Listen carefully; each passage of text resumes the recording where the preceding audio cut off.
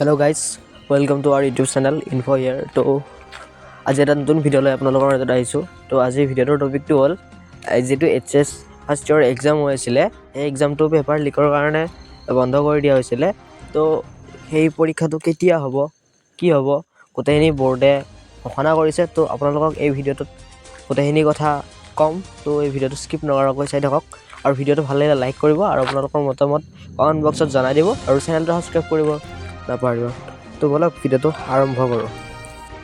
তো HS first year যিকেইটা বাকী থকা এক্সাম আছিলে মানে সেই গোটেইকেইটা এক্সাম বিহুৰ পিছত হ'ব বুলি কৈছে। মানে পঞ্চায়ত নিৰ্বাচনৰ দিন ঘোষণা হোৱাৰ পিছত হ'ব। তো পঞ্চায়ত নিৰ্বাচনটো আহিলে তো সোনকালে হ'ব, বিহুৰ পিছত হ'ব আৰু বহুতে কৈ আছে মানে এক্সাম নহয় নেকি বা কিবা হয় নেকি বা এক্সাম হ'বই, কিন্তু ডেটটো ঘোষণা কৰা নাই। ডেট ঘোষণা কৰিব, যেতিয়া ঘোষণা কৰিব আপোনালোকক মই জনাই দিম।